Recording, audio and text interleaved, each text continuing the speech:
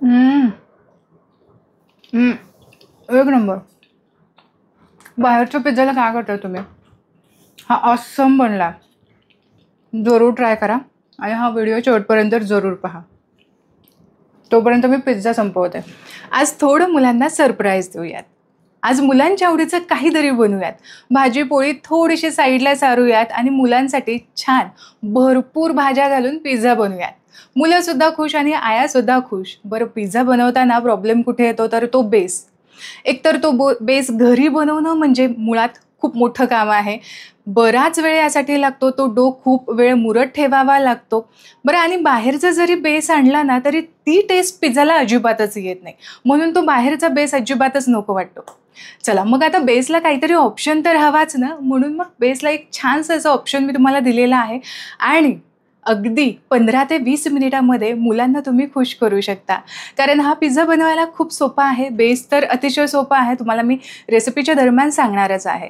आता मुलांसोबत मोठ्यांना सुद्धा छान खुश करा आणि घरच्या घरीच पिझ्झा बनवा. आता बाहेरचा महागडा पिझ्झा आणायची गरजच नाही. चला फार वेळ न दवडता पटकन रेसिपीला सुरुवात करूयात.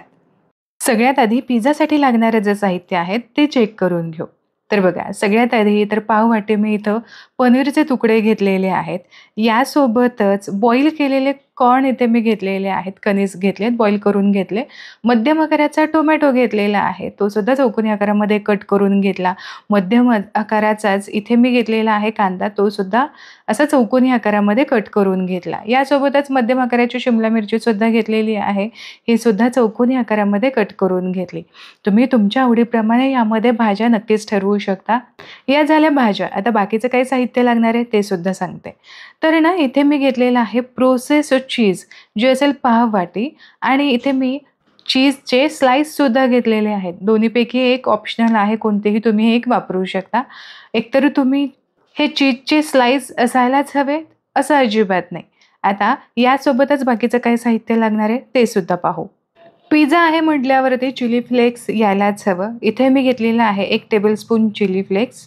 आपल्याला टेस्टच्या अनुसार मीठ घ्यायचं आहे, ऑरिगॅनो घेतलेला आहे आणि पेरी पेरी मसाला घेतला आहे. यासोबतच आपल्याला मोझरेला चीजसुद्धा साधारण पाववाटी लागणार आहे.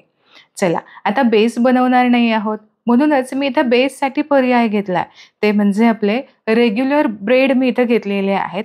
थोडेसे मोठ्या आकारामधले आहेत, म्हणजे पिझ्झा थोडासा मोठा होईल. आता इथे मी 8 ब्रेडचे स्लाइस घेतलेत. ब्रेडच्या स्लाइसच्या ज्या कडा आहेत त्या आपल्याला कट करून घ्यायच्यात. पण यात जर तुम्हाला कट करायच्या नसतील तर तुम्ही तशाच ठेवू शकता, किंवा जर कट केल्या तरीसुद्धा चालणार आहे.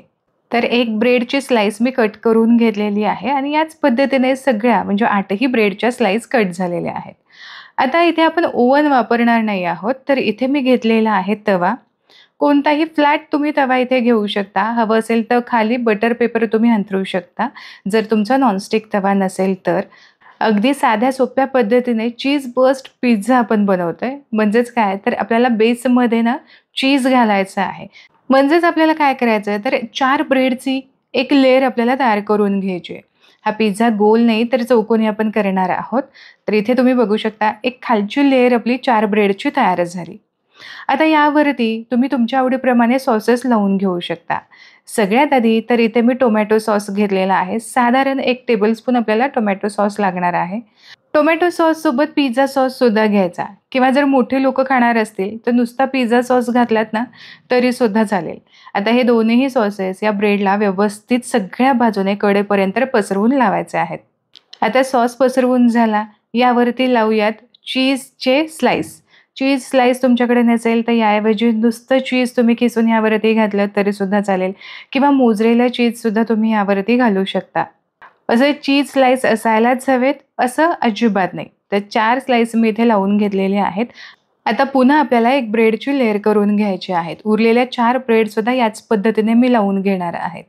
तर आता यानंतर आपल्याला पुन्हा आधीप्रमाणेच यावरती लावून घ्यायचा आहे टोमॅटो सॉस, आणि यासोबतच पिझ्झा सॉससुद्धा लावून घ्यायचा आहे. आता तुम्हाला जर आवडत असेल तर यावरती तुम्ही मेयोनीजसुद्धा लावून घेऊ शकता.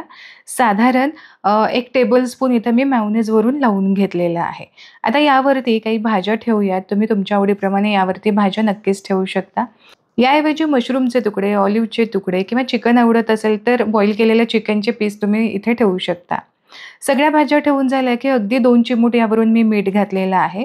चीज यावरून घालण्याआधीच ना चिली फ्लेक्स आणि ऑरिगॅनो असं दोन्हीही घालायचं, म्हणजे कसं ना फ्लेवर आपल्याला जो आहे तो मिळून जातो. आणि यासोबत चिली फ्लेक्स आणि ऑरिगॅनो किंवा इतर मसाले जे आहेत ते पावडर मसाले असतात, हलके फुलके असतात, हे लगेचच जळू शकतात. म्हणून चीजच्या आधीच हे सगळे पदार्थ घालायचे आहेत.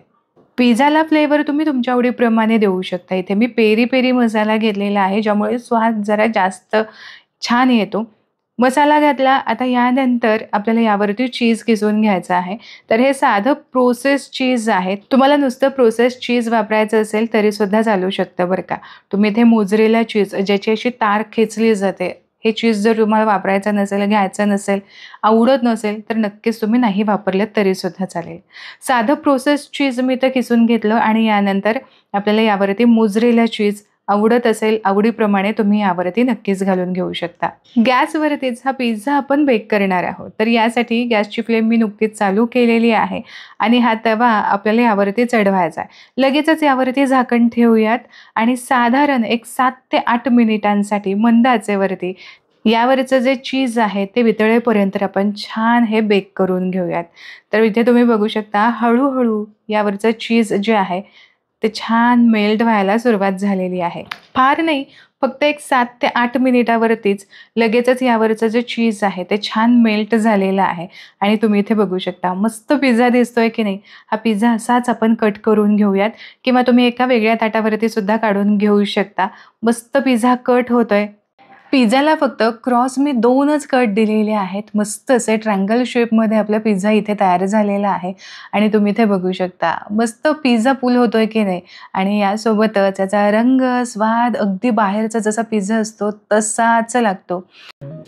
तर मस्त पिझ्झा झालाय ना. असाच पिझ्झा तुम्ही सुद्धा घरी बनवा, घरातल्यांना खाऊ घाला, मुलांना सुद्धा खाऊ घाला, कारण बनवायला ही रेसिपी खूप सोपी आहे. पर्यायीला पर्याय मी इथं दिलेलेच आहेत, त्यामुळे तुम्ही बिनधास्त बनवू शकता. आता ओव्हनच हवा आहे किंवा पिझ्झा बेसच बनवायचा आहे किंवा बाहेरून विकत आणायचा आहे असं अजिबातच झंझट नाही. त्यामुळे ही रेसिपी जरूर ट्राय करून पहा. आशा करते आजची ही रेसिपी तुम्हाला आवडली असेल. रेसिपी आवडली तर व्हिडिओला लाईक जरूर करा, तुमच्या मित्रपरिवारामध्ये नक्की शेअर करा आणि हो, चॅनलला अजूनही सबस्क्राईब केलं नसेल तर पटकन सबस्क्राईब करा. पुन्हा भेटूया अशाच एका खमंग, खुसखुशीत आणि थोड्याशा आगळ्या वेगळ्या रेसिपीसोबत. तोपर्यंत स्वस्त राहा आणि मस्त मस्त खात राहा.